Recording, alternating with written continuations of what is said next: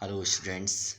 मैं मनीष भार्गव कक्षा 12वीं फिजिक्स के आज के वीडियो में हम चर्चा करेंगे एडी करंट्स, भंवर धाराएं और सेल्फ इंडक्टेंस स्वप्रेरण की। सबसे पहले हम बात करते हैं एडी करंट्स या भंवर धाराओं की। इन धाराओं की खोज फोको वैज्ञानिक जो रहे उन्होंने की है, इसलिए इन धाराओं को फोको धाराएं भी कहते हैं। तो फोको ने वैज्ञानिक फोको जो रहे उन्होंने ज्ञात किया कि जब हम किसी भी आकृति या आकार के किसी भी चालक को हम कुछ चुंबकीय क्षेत्र में गति कराते हैं या हम उसे परिवर्तनशील चुंबकीय क्षेत्र में रखते हैं तो उस चालक से संबद्ध फ्लक्स में चुंबकीय फ्लक्स में परिवर्तन होता है। अतः उस चालक में प्रेरित धाराएं उत्पन्न हो जाती हैं और ये जो धाराएं उत्पन्न होती हैं ये धाराएं जल में या पानी में उत्पन्न भंवरों के समान उत्पन्न होती हैं। जो भंवर होती है पानी में उसी प्रकार चक्करदार उत्पन्न होती हैं, इसलिए इन धाराओं को भंवर धाराएं भी इन्हें भंवर धाराएं कहते हैं, जिन्हें हम फोको धाराएं उनके वैज्ञानिक के नाम के आधार पर कहते हैं। तो परिभाषा किस प्रकार हो जाएगी? जब भी हम किसी चालक से संबद्ध चुंबकीय फ्लक्स में परिवर्तन करते हैं तो उस चालक में जल में उत्पन्न भंवर के समान चक्करदार प्रेरित धाराएं उत्पन्न हो जाती हैं, जिन्हें हम भंवर धाराएं कहते हैं। लेंज के नियमानुसार जो ये प्रेरित धाराएं उत्पन्न होंगी, ये जो भंवर धाराएं उत्पन्न होंगी, इनकी दिशा इस प्रकार होती है कि वे चालक की गति का विरोध करे या फिर चुंबकीय क्षेत्र में जो परिवर्तन हो रहा है उसका विरोध करें। अर्थात भंवर धाराएं चालक में यदि गति हो रही है तो उसको रोक देंगी और यदि चुंबकीय क्षेत्र में परिवर्तन हो रहा है तो उसका विरोध करेगी। इसलिए इन प्रभाव को हम अवरोधक प्रभाव भी कहते हैं। भंवर धाराओं का मान मुख्य रूप से चालक के प्रतिरोध पर निर्भर करता है। यदि चालक का प्रतिरोध अधिक है तो भंवर धाराएं का मान कम होगा और यदि प्रतिरोध कम है तो भंवर धाराओं का मान अधिक होता है। इसका एक प्रभाव ये होता है कि यदि चालक में भंवर धाराएं उत्पन्न हुई तो वो चालक गर्म हो जाता है, अर्थात वो भंवर धाराएं जो हैं ऊष्मीय प्रभाव प्रदर्शित करती हैं। आइए हम एक प्रयोग देखते हैं। आप चित्र को देख रहे हैं, इसमें एक यू आकार की एक विद्युत चुंबक है जिसे हम नाल चुंबक कहते हैं, विद्युत चुंबक है। ये इस को हमने बैटरी से जोड़कर विद्युत चुंबक बना रखा है और एक बैटरी जोड़ रखी है हमने, और इन दोनों यू शेप में हम एक आयताकार प्लेट है तांबे की, उसको हमने लटका रखा है। जब हम विद्युत धारा प्रवाहित नहीं करते अर्थात विद्युत चुंबक नहीं है, हम तांबे की प्लेट को थोड़ा सा उसको खींचकर छोड़ दें तो तांबे की प्लेट गति करती है, आगे पीछे गति करेगी और धीरे धीरे इसका आयाम हवा के घर्षण के कारण कम होता जाएगा और फिर रुक जाएगी। अर्थात प्लेट को हम यदि खींचकर छोड़ दें तो वो दोलन करती रहेगी और कुछ समय पश्चात रुक जाएगी। परंतु जब आयताकार प्लेट दोलन कर रही है और दोलन करते समय ही हम यदि उसमें जो विद्युत चुंबक की बात कर रहे हैं, यदि हम विद्युत धारा प्रवाहित कर दें तो वो जो चालक आयताकार तांबे की प्लेट है वो तुरंत रुक जाती है। ऐसा क्यों होता है? क्योंकि ऐसा करने से उसमें तांबे, जैसे हम धारा प्रवाहित करेंगे इस तांबे की प्लेट में भंवर धारा उत्पन्न हो जाएगी और हम जानते हैं भंवर धारा की प्रकृति होती है ये गति का विरोध करते हैं, तो तांबे की जो प्लेट है वो तुरंत रुक जाएगी। क्योंकि जब चुंबकीय क्षेत्र में प्लेट में गति करेगी तो बद्ध चुंबकीय फ्लक्स में परिवर्तन होगा, परिवर्तन होने से भंवर धाराएं उत्पन्न होगी, भंवर धाराएं उत्पन्न होने से प्लेट की गति का विरोध होगा और प्लेट तुरंत ही रुक जाती है। हम देखते हैं भंवर धाराओं से क्या हानि है, हम कैसे कम कर सकते हैं। जैसे ट्रांसफार्मर, डायनेमो, प्रेरण कुंडली, इनमें हम जो क्रूड बनाते हैं को वो सॉफ्ट आयरन के बनाते हैं, मुलायम लोहे के बनाते हैं।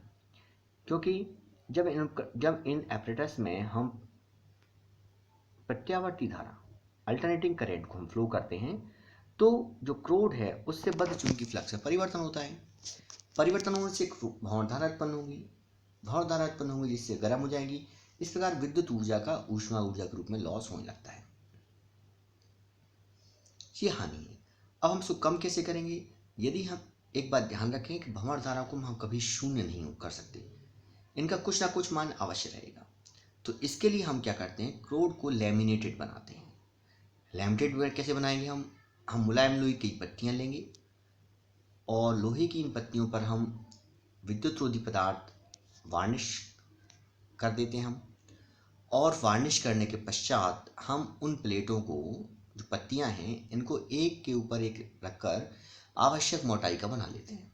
ऐसा करेंगे तो उसका प्रतिरोध, जो क्रोध है उसका प्रतिरोध बढ़ जाता है, और क्रोध का प्रतिरोध बढ़ेगा तो भंवर धाराओं का मान कम हो जाता है। अब हम इसके उपयोग देख लेते हैं। सबसे पहले भंवर धाराओं का पहला उपयोग है धारामापी को डेड बीट बनाने में, रुद्ध तौल बनाने में। क्योंकि धारामापी कुंडली में हम क्या करते हैं, तांबे का विद्युत रोधी तार लेते हैं, उसे हम एल्युमिनियम के फ्रेम पर लपेट देते हैं। जब कुंडली डिफ्लेक्टेड होती है तो उस जो फ्रेम है, उस फ्रेम में भंवर धाराएं उत्पन्न हो जाती हैं, जो कुंडली गति का विरोध करती हैं। अतः जो कॉइल है वो डिफ्लेक्टेड तो होकर इधर उधर न घूमते हुए उपयुक्त स्थिति जो होती है उस स्थिति में रुक जाती है, अर्थात जितनी धारा प्रवाहित हो रही है उस हिसाब से उसका मापन हो जाता है। दूसरा होता है प्रेरण भट्टी में। प्रेरण भट्टी का उपयोग क्या होता है? फर्नेस जो होती है, इंडक्शन फर्नेस, उसमें हम क्या करते हैं, जब हम किसी भी धातु को हमें पिघलाना होता है तो उसके लिए हम इस भट्टी का प्रयोग करते हैं। जब धातु को हम इस भट्टी में रखते हैं तो क्या और रखकर उसमें हम तीव्र परिवर्तनशील चुंबकीय क्षेत्र उत्पन्न कर देते हैं। इससे क्या होता है, भंवर धाराएं उत्पन्न होती हैं और इतना अधिक भंवर धाराएं उत्पन्न हो जाएंगी कि ऊष्मा बहुत ज़्यादा उत्पन्न हो जाती है उससे, और इससे क्या होता है, धातु पिघल जाती है। और इस प्रकार हम प्रेरण भट्टी के इस सिद्धांत का उपयोग करके हम धातु को पिघला सकते हैं। एक विद्युत ब्रेक, विद्युत ट्रेनें होती हैं, विद्युत ट्रेनों को रोकने के लिए हम विद्युत ब्रेक का उपयोग करते हैं। जो पहिए होता है और पहिए की एक्सेल के साथ धातु का एक ड्रम लगा होता है जो पहिए के साथ घूमता है। जब हम ब्रेक लगाते हैं ट्रेन को रोकने के लिए तो ड्रम के पास एक तीव्र विद्युत क्षेत्र, चुंबकीय क्षेत्र उत्पन्न हो जाता है, और ये चुंबकीय क्षेत्र ड्रम में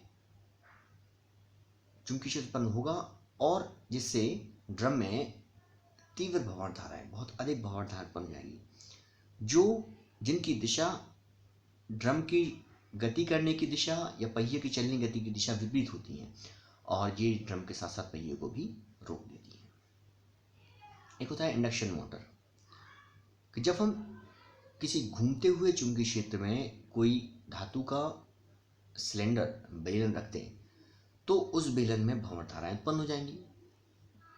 इससे क्या होगा, जो चुंबकीय क्षेत्र घूम रहा है तो उसी के साथ साथ बेलन भी घूमने लगता है।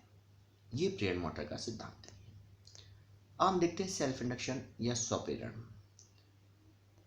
हमने देखा है कि जब हम किसी भी कॉइल में अचानक धारा प्रवाहित करते हैं तो उससे बद्ध चुंबकीय फ्लक्स में अचानक वृद्धि होती है। अचानक वृद्धि होगी तो कुंडली में प्रेरित धारा उत्पन्न होगी, और लेंज के नियमानुसार जो मुख्य धारा के ठीक विपरीत होती है, क्योंकि मुख्य धारा का मान बढ़ ना सके। इसके विपरीत जब हम विद्युत धारा को अचानक रोकते हैं तब भी कुंडली से बद्ध चुंबकीय बल रेखाओं में अचानक कमी होती है। तो ये जो चुंबकीय फ्लक्स में अचानक कमी हो रही है तो इसके कारण कुंडली में फिर से विद्युत धारा प्रेरित होगी, और लेंज के नियमानुसार जो प्रेरित धारा की दिशा होगी वो मुख्य धारा की दिशा में ही होगी, अर्थात वो चाहेगी कि मुख्य धारा का मान कम ना हो सके। तो इस प्रकार जब किसी कुंडली में बहने वाली विद्युत धारा के मान में अचानक परिवर्तन किया जाता है तो उस कुंडली से गुजरने वाली बल रेखाओं संख्या में परिवर्तन होता है, फलस्वरूप उसी कुंडली में प्रेरित धारा उत्पन्न हो जाती है। इस घटना को हम स्वप्रेरण कहते हैं। अर्थात हम किसी कुंडली में बहने वाली धारा, विद्युत धारा के मान में परिवर्तन करें और उसी कुंडली में प्रेरित धारा उत्पन्न हो जाए, तो इस घटना को हम स्वप्रेरण कहते हैं। विद्युत धारा का मान हम बढ़ाएंगे तो जो प्रेरित धारा होगी वो मुख्य धारा के विपरीत दिशा में होगी, और यदि मुख्य धारा के मान को कम करेंगे तो प्रेरित धारा की दिशा मुख्य धारा की दिशा में ही उत्पन्न होगी। अब हम एक प्रयोग देखते हैं, सेल्फ इंडक्शन का एक हम प्रैक्टिकल देख लें। आप देख रहे हैं कि एक चौक कॉइल है, एक कॉइल लगी हुई है एल, इंडक्टेंस कॉइल कहते हैं हम चौक एल, और इसके साथ पैरेलल में एक बल्ब लगा हुआ है बी। हमने पूरे सिस्टम में एक बैटरी जोड़ रखी है और एक धारा नियंत्रक RH जोड़ रखा है, एक कुंजी जोड़ रखी है। तो इसमें जो L है वो एक कुंडली है जो मुलायम लोहे का नरम जो सॉफ्ट आयरन है उसके टुकड़े पर हम तांबे का विद्युत तार लपेट कर बनाते हैं। इसी कुंडली के साथ हम श्रेणी क्रम में एक सेल जोड़ देते हैं, एक धारा नियंत्रक जिसे हम परिवर्ती प्रतिरोध RH कहते हैं, और एक कुंजी के या की कहते हैं उसे हम जोड़ देते हैं, और L के समांतर क्रम में पैरेलल में एक बल्ब जोड़ देते हैं। अब जब हम के को प्रेस करते हैं तो प्रेस करेंगे, दबाएंगे तो जो बल्ब है वो धीमे प्रकाश से जलने लगता है, परंतु जब हम इस की को हटा देते हैं तो बल्ब क्या होता है, कुछ क्षण के लिए तेज प्रकाश से जलता है और फिर बुझ जाता है। ऐसा क्यों होता है? ऐसा स्वप्रेरण के कारण होता है। जब हम विद्युत परिपथ जो हम सर्किट है उसको हम ब्रेक करते हैं, भंग कर देते हैं, तो जो कुंडली है, कुंडली L से गुजरने वाली जो बल रेखाएं हैं उनकी संख्याओं में अचानक कमी होती है।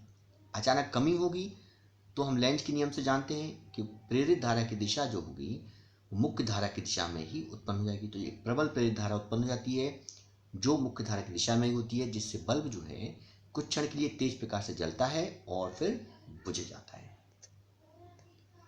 अब हम देखते हैं सेल्फ इंडक्टेंस या कोफिशिएंट ऑफ सेल्फ इंडक्शन, जिसे हम स्वप्रेरकत्व या स्वप्रेरण गुणांक भी कहते हैं। जब हम कुंडली में धारा प्रवाहित करते हैं तो उसके चारों ओर चुंबकीय क्षेत्र उत्पन्न हो जाता है और उसी कुंडली से होकर बल रेखाएं गुजरने लगती हैं। जब मैग्नेटिक फ्लक्स गुजरने लगता है तो कुंडली से बद्ध जो चुंबकीय फ्लक्स है वो उसमें प्रवाहित धारा के अनुपाती होता है। अर्थात कुंडली में I धारा प्रवाहित कर रहे हैं और उससे बद्ध चुंबकीय फ्लक्स फाई हो तो फाई प्रोपोर्शनल I, प्रोपोर्शनल हटाएंगे तो फाई इक्वल टू LI हो जाएगा, जहां L एक नियतांक है जिसका मान कुंडली के आकार, आकृति, माध्यम तथा उसमें फेरों की संख्या पर निर्भर करता है, जिसे हम कुंडली का स्वप्रेरकत्व या स्वप्रेरण गुणांक कहते हैं। यदि हम I बराबर 1 मान लें तो फाई बराबर हो जाएगा L। तो इससे हम स्वप्रेरकत्व को परिभाषित कर सकते हैं कि किसी कुंडली का स्वप्रेरकत्व आंकिक रूप से कुंडली से संबद्ध उस चुंबकीय फ्लक्स के बराबर होता है जो कुंडली में एकांक धारा प्रवाहित करने पर उत्पन्न होता है। यदि हम कुंडली में बहने वाली धारा में परिवर्तन करें तो उससे बद्ध चुंबकीय फ्लक्स में ही परिवर्तन हो जाएगा। हमने फैराडे का द्वितीय नियम जो देखा है विद्युत चुंबकीय प्रेरण का, उसके अनुसार E बराबर होता है -d∅/dt। यहाँ हम फाई की जगह पे LI रख दें तो E इक्वल टू हो जाएगा -LdI/dt, जहाँ E प्रेरित विद्युत भाग बल है और यहाँ माइनस साइन ये प्रदर्शित कर रहा है कि प्रेरित विद्युत भाग बल अपोजिट नेचर का है। इससे भी हम परिभाषा दे सकते हैं कि यदि di/dt इक्वल टू 1 हो तो E बराबर -L, अर्थात कुंडली का जो स्वप्रेरकत्व आंकिक रूप से उस विद्युत वाहक बल के बराबर हो जाएगा जो कुंडली में धारा परिवर्तन की दर एकांक होने पर उत्पन्न होता है। अब इसका मात्रक विभेद सूत्र भी देख लें। SI पद्धति में स्वप्रेरकत्व का मात्रक हेनरी है जिसे हम H से प्रश्न करते हैं, L बराबर 5/I और फाई का मात्रक वेबर, I का मात्रक एम्पियर, तो इसका मात्रक हो जाएगा वेबर पर एम्पियर भी कह सकते हैं इसको हम, और जैसे हम हेनरी कहते हैं। इसी प्रकार यदि हम दूसरा मात्रा निकालना चाहें विद्युत वाहक बल के रूप में, ये हो जाएगा वोल्ट प्रति एम्पियर प्रति सेकेंड। हेनरी को हम वोल्ट प्रति एम्पियर प्रति सेकेंड भी कहते हैं। हेनरी बड़ा मात्रक होने का छोटे मात्रकों का उपयोग करते हैं, मिली हेनरी 10⁻³ H और माइक्रो हेनरी 10⁻⁶H। यदि विमाएँ निकालें तो L का मात्रक हम जो निकाल रहे हैं ये आ रहा है न्यूटन मीटर सेकेंड से सेकेंड कटेगा तो newton metre, ampere metre, ampere square हो जाएगा न्यूटन मीटर प्रति एम्पियर स्क्वायर। इसको और हल करेंगे तो हमें मिलेगा किलोग्राम मीटर स्क्वायर सेकेंड की पावर -2 एम्पियर की पावर -2। इससे एल की विमाएँ होंगी ml² टी की पावर -2 ए की पावर -2। तो ये आपको विमीय सूत्र भी याद रखना है और साथ में इसका मात्रक भी याद रखना है, क्योंकि ये 1 नंबर में पूछे जाते हैं। अब हम बात करते हैं व्यंजक की, जो महत्वपूर्ण व्यंजक है, परीक्षा में पूछा भी जाता है कि एक लंबी परिणलिका के स्वपेरकत्व के लिए व्यंजक ज्ञात कीजिए। Expression for self inductance of long solenoid. हम मान लें कि एक परिणलिका है जिसकी लंबाई L है, त्रिज्या R है, रेडियस, और उसकी पर यूनिट लेंथ पर नंबर ऑफ टर्न्स मतलब प्रति इकाई लंबाई पर फेरों की संख्या स्मॉल n है। तो कुल फेरों की संख्या हो जाएगी कैपिटल N बराबर स्मॉल n टू L, क्योंकि स्मॉल n जो है पर यूनिट लेंथ पर फेरों की संख्या है, कुल लंबाई L है, तो कुल फेरों की संख्या हो जाएगी n equal to capital N equal to small n into L। और उसके अनुप्रस्थ काट का क्षेत्रफल a है, इसको हम πr² भी रख सकते हैं। तो यदि हम परिणलिका में जो सोलेनॉइड उसमें I धारा प्रवाहित करें तो उस परिणलिका के केंद्र पर चुंबकीय क्षेत्र की तीव्रता का जो व्यंजक होता है वो B बराबर μ0 Ni होता है, जहाँ μ0 निर्वात की चुंबकशीलता है। तो ये फॉर्मूला हमें याद रखना है कि यदि I धारा प्रवाहित कर रहे हैं तो परिणलिका के केंद्र पर चुंबकीय क्षेत्र की तीव्रता B बराबर μ0 Ni होती है। हम यहाँ पर परिणलिका के अंदर एक समान चुंबकीय क्षेत्र मान सकते हैं। तो परिणलिका के से बद्ध कुल चुंबकीय फ्लक्स जो होगा फाई बराबर NBA, हम पहले ज्ञात कर चुके हैं। और तो परिणलिका से बद्ध चुंबकीय फ्लक्स फाई बराबर NBA होता है। तब हम यहाँ पर B की वैल्यू रख दें तो फाई बराबर NL, कैपिटल N की वैल्यू भी रख देंगे हम, कैपिटल NL, N के स्थान पे स्मॉल nl, μ0 Ni A, तो μ0 n² Li A। अब स्वपेरकत्व L बराबर होता है फाई अपॉन A I, तो फाई की वैल्यू रखेंगे अपॉन I रख देंगे, तो इसको सॉल्व करने पर मिलेगा हमें L बराबर μ0 n² A अपॉन L। ये परिणलिका के स्वपेरकत्व के लिए व्यंजक हो जाएगा। हम स्मॉल n L के स्थान पर कैपिटल N रख देंगे तो μ0 n² A अपॉन L मिल जाएगा हमें। यदि परिणलिका के अंदर क्रोड की चुंबकशीलता म्यू हो तो हमें L बराबर मिल जाएगा μ n² A अपॉन L। यही लंबी परिणलिका के स्वपेरकत्व के लिए व्यंजक है। हम देखते हैं इसका मान किस पर निर्भर कर रहा है। यह परिणलिका के अनुप्रस्थ काट के क्षेत्रफल पर या त्रिज्या पर निर्भर कर रहा है। यदि अनुप्रस्थ काट का क्षेत्रफल अधिक कर दें तो स्वपेरकत्व बढ़ जाएगा। फेरों की संख्या पर यदि हम परिणलिका में फेरों की संख्या बढ़ा दें तो स्वपेरकत्व बढ़ जाएगा। परिणलिका की लंबाई पर यदि हम परिणलिका की लंबाई बढ़ा दें तो स्वपेरकत्व कम हो जाएगा। परिणलिका के क्रोड की चुंबकशीलता पर यदि हम परिणलिका के अंदर अधिक चुंबकशीलता क्रोड रख दें तो स्वपेरकत्व बढ़ जाता है। और त्रिज्या के पदों में यदि हम इसको समीकरण लिखना चाहें तो L बराबर मिलेगा हमें μ0 n² πr² अपॉन L। वहाँ पे एक स्थान पे हम πr² रख सकते हैं। अब हम देखते हैं कि समतल कुंडली का स्वपेरकत्व, self inductance of a plane coil. अभी हमने पढ़ा था परिणलिका, अब हम प्लेन कॉइल की बात कर रहे हैं। तो हम फिर से वही बात करें कि एक समतल कुंडली है जिसकी त्रिज्या R है और I एम्पियर की धारा प्रवाहित हो रही है और कुल फेरों की संख्या कैपिटल N है। तो इस कुंडली के केंद्र पर उत्पन्न चुंबकीय क्षेत्र की तीव्रता B बराबर होता है μ0 Ni अपॉन 2R। यहाँ पर ये आपको ध्यान रखना है कि दोनों स्थितियों में आपको तीव्रता का फॉर्मूला याद होना चाहिए। जैसे परिणलिका की बात की थी तो B इक्वल टू था μ0 Ni, और जब हम एक समतल कुंडली की बात करेंगे, समतल वृत्ताकार कुंडली, तो वहां पे होगा μ0 Ni अपॉन 2R। अब यदि हम इस कुंडली के संपूर्ण तल में को एक समान माने तो कुंडली से बद्ध चुंबकीय फ्लक्स जो होगा वो n phi b जो होगा NBA के बराबर होगा। NBA हम NB πr² रख देंगे, तो n phi b जो हम ले रहे हैं इसको, तो n into μ0 Ni upon 2R into πr²। चूंकि B की वैल्यू हमने रखी है अपने यहाँ पे μ0 Ni अपॉन 2R, तो हमें n phi b जो निकलेगा वो μ0 पाई n² I अपॉन 2R मिलेगा। यदि कुंडली का स्वप्रेरकत्व L है तो L बराबर n phi B upon I मिल जाएगा। समीकरण 2 में हम मान रखेंगे तो L बराबर मिल जाएगा mu 0 pi N square upon 2 R henry. इस समीकरण से स्पष्ट है कि म्यू 0 का मात्रक हेनरी पर मीटर भी लिखा जा सकता है। और यदि हम कुंडली के स्वप्रेरकत्व को हम बढ़ाना चाहें तो हम उसके अंदर कोई क्रोड रख देंगे, और यदि हम लोह चुंबकीय पदार्थ जैसे लोहा, निकल या कोबाल्ट की क्रोड रख दें तो स्वप्रेरण गुणांक का मान बहुत अधिक हो जाता है। हम देख लेते हैं कुंडली का स्वप्रेरकत्व किन कारकों पर निर्भर कर रहा है। कुंडली में फेरों की संख्या कैपिटल एन पर निर्भर कर रहा है। यदि एन बढ़ाएंगे तो स्वप्रेरकत्व का मान बढ़ जाएगा। कुंडली की त्रिज्या आर पर, तो आर का मान बढ़ाएंगे तब भी एल का मान बढ़ेगा।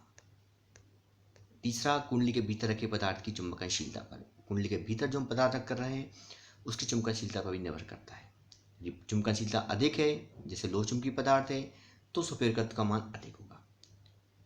और यदि कुंडली के भीतर हम नरम लोहे की छड़ रख देते हैं तो कुंडली से बद्ध चुंबकीय फ्लक्स का मान बढ़ जाता है, जिससे कुंडली का स्वप्रेरकत्व अधिक हो जाता है। तो आज हमने बात की एडी करेंट्स की। एडी करेंट्स के साथ साथ हमने स्वप्रेरण किसे कहते हैं, स्वप्रेरकत्व क्या है, और दो स्थितियों में, एक लंबी पेंडल के स्वप्रेरकत्व के लिए व्यंजक और एक समतल वृत्ताकार कुंडली के लिए स्वप्रेरकत्व के लिए व्यंजक और उसकी निर्भरता को पढ़ा। आशा है आप इस वीडियो से अवश्य लाभान्वित होंगे। अगले वीडियो में हम अन्योन्य प्रेरकत्व के बारे में चर्चा करेंगे। तब तक के लिए नमस्कार।